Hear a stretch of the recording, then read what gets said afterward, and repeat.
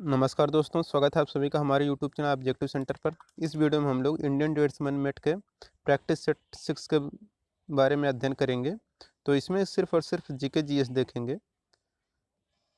तो यहाँ पर देखिए सामान्य सचेतता जो दिया गया है। 76 नंबर क्वेश्चन यहाँ पर है। 1937 में देसी भाषा के माध्यम से बुनियादी शिक्षा देने के लिए गांधी जी के प्रस्ताव का समर्थन करने के लिए शिक्षा सम्मेलन कहाँ पर आयोजित किया गया था। तो ये जो शिक्षा सम्मेलन था यह आपका वर्धा में किया गया था। तो 31 जुलाई 1937 को गांधी जी ने हरिजन में एक लेख लिखा, जिसके आधार पर अक्टूबर 1937 में एक अखिल भारतीय राष्ट्रीय शिक्षा सम्मेलन का आयोजन किया गया और इस सम्मेलन को वर्धा शिक्षा सम्मेलन के नाम से जाना गया। अब फ्रांसीसी क्रांति से संबंध pamphlet what is the third state किसने लिखा था? तो what is the third state जिन्हें ये लिखे थे एबीसीएस ने लिखे थे। तो राजनैतिक पंफलेट है ये, जिसे फ्रांसीसी क्रांति के फैलने से पहले फ्रांसीसी विचारक और पादरी अब्बे सीएस ने लिखा था 1789 ईस्वी में। गांधी जी का नमक सत्याग्रह किस आंदोलन का हिस्सा था? तो गांधी जी का जो नमक सत्याग्रह था, ये जो हिस्सा था ये हिस्सा था सविनय अवज्ञा आंदोलन का। तो यहाँ पर इसका डी आंसर करेक्ट हो जाएगा, सविनय अवज्ञा आंदोलन। 79 नंबर क्वेश्चन है, स्फीति से संबद्ध गतिरोध ऐसी स्थिति है जिसका अभिलक्षण क्या है? दोस्तों, अगर आपको इस वीडियो का पीडीएफ चाहिए तो आप हमारे टेलीग्राम चैनल को ज्वाइन कर लीजिए, वहाँ पर पीडीएफ डाल देंगे, क्योंकि ज़्यादा दिन एग्जाम रह नहीं गया है। तो यहाँ पर हम इंग्लिश हुआ, रीजनिंग हुआ, मैथ हुआ, ये सब कंप्लीट करा नहीं सकते हैं। तो इसलिए क्या करेंगे, हम आपको पूरा का पूरा ये जो पीडीएफ है एक एक सेट का हम आपको डेली प्रोवाइड करते रहेंगे। तो आप लोग उसे ज़रूर सब्सक्राइब कर लीजिए, चैनल से ज्वाइन हो लीजिए, वहाँ पर आपको पीडीएफ मिल जाएगा। 79 नंबर का क्वेश्चन है कि स्थिति से संबद्ध गतिरोध ऐसी स्थिति है जिसका अभिलक्षण है। तो स्फीति से संबद्ध गतिरोध ऐसी स्थिति है जिसका जो अभिलक्षण है वो है कि मुद्रास्फीति और बेरोजगारी बढ़ाना। 80 नंबर क्वेश्चन है, आवश्यकताओं की मांग कैसी होती है? तो देखिए, जो आवश्यकताओं की मांग होती है यह पूरी तरह आलोचनीय होती है। तो यहाँ पर इसका बी आंसर करेक्ट हो जाएगा, आवश्यकताओं की मांग पूरी तरह आलोचनीय होती है। किस देश का भुगतान शेष साम्यावस्था में कब होता है? तो किसी देश का जो भुगतान होता है वह शेष साम्यावस्था में जब होता है, जब घरेलू मुद्रा की मांग उसकी आपूर्ति के बराबर हो तभी होता है।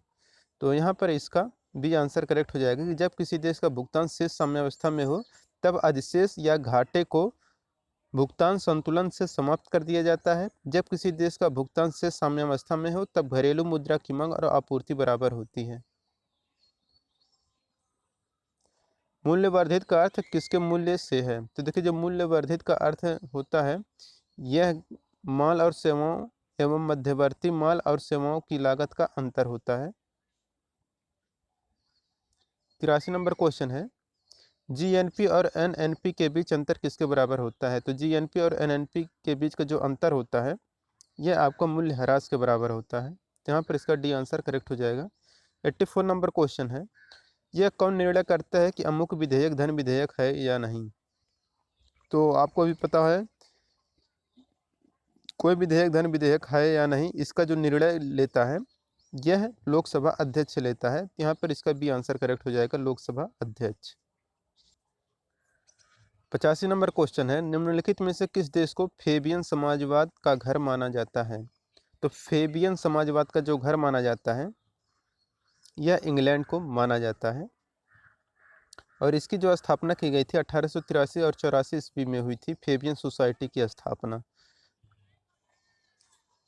पादप जंगल संबंधों में ये जो फिगर दिया गया है सिंबल, प्रतीक का प्रयोग क्या दर्शाने के लिए किया जाता है? तो ये जो प्रतीक है यह जल विभव को दर्शाने के लिए यूज किया जाता है सिंबल। पशुओं में हीमोग्लोबिन के सदृश पौधों में कौन सा अणु होता है? तो पशुओं में हीमोग्लोबिन के सदृश जो अणु होता है वो रहता है साइटोक्रोम यहाँ पर इसका ये आंसर करेक्ट हो जाएगा। प्रतिजन क्या होता है? तो देखिए जो प्रतिजन होता है यह प्रतिरक्षी निर्माण करने के लिए उद्दीपन है। तो यहाँ पर इसका सी आंसर करेक्ट हो जाएगा 88 का। इसके बाद 89 नंबर क्वेश्चन है, किसकी मौजूदगी के कारण शरीर के भीतर रक्त जमता नहीं है? तो जिसकी मौजूदगी के कारण शरीर में भीतर रक्त जमता नहीं है वो रहता है हमारा हिपैरिन। तो जिसकी मौजूदगी के कारण शरीर के भीतर रक्त जमता नहीं है वह हमारा हिपैरिन रहता है। पृथ्वी की सतह से दूसरे सबसे दूर वातावरणीय परत को क्या कहते हैं? तो देखिए पृथ्वी की सतह से जो सबसे दूर वातावरण परत रहता है वह हमारा बहिर्मंडल होता है, जो सबसे नज़दीक रहता है वह हमारा समताप मंडल। तो यहाँ पर दूर की पूछा था तो बहिर्मंडल 90 का भी आंसर करेक्ट हो जाएगा। दक्षिण अमेरिका के शीतोष्ण चारागाहों यानी कि घास स्थल को क्या कहते हैं? तो दक्षिण अमेरिका के शीतोष्ण चारागाहों को हम लोग बोलते हैं पंपास। तो यहाँ पर इसका बी आंसर करेक्ट हो जाएगा पंपास। 92 नंबर क्वेश्चन है, समोच्च रेखाएं कैसे स्थानों को मिलाते हुए खींची जाती हैं?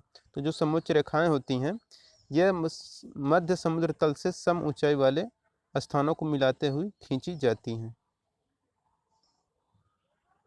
93 नंबर क्वेश्चन है, निछालन और ऑक्सीकरण द्वारा निर्मित मृदा कौन सी होती है? निछालन और ऑक्सीकरण द्वारा जो निर्मित मृदा होती है वह मखरला या लैटेराइट मिट्टी होती है।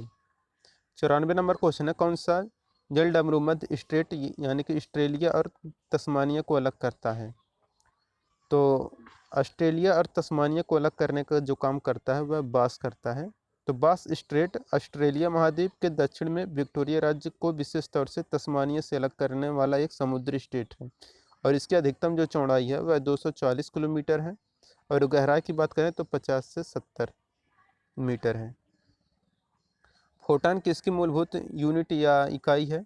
तो फोटान जो होती है यह प्रकाश की मूलभूत यूनिट या मात्रा है। विलोडन द्वारा हिलाया गया द्रव किसके कारण स्थिर हो जाता है? तो विलोडन द्वारा हिलाया गया द्रव जिसके कारण स्थिर होता है वो रहता है श्यानता के कारण। तो श्यानता के कारण होता है यह। अब हमारा 97 नंबर क्वेश्चन, किस न्यूक्लियर कण में कोई द्रव्यमान और कोई आवेश नहीं होता किंतु प्रचक्रण होता है? तो यहाँ पर ये रहता है हमारा न्यूट्रिनो। तो न्यूट्रिनो यहाँ पर करेक्ट आंसर हो जाएगा।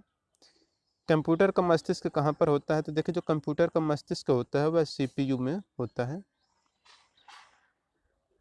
यूएसबी क्या है? तो देखिए जो यूएसबी रहता है ये यूनिवर्सल सीरियल बस होता है, यूनिवर्सल सीरियल।